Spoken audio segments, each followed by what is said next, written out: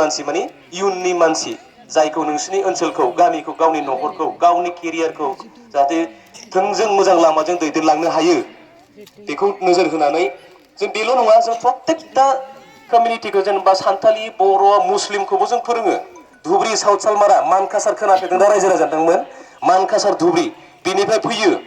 सानथामनि ट्रेनिं लाफैदों बहुत माने बोसोराव जोंना मुस्लिमनि बर'फोरनि सान्थालिनि राजबंशिनि जों बेबायदि ट्रेनिंखौ होनानै होयो आरोना जाहाथे नों आं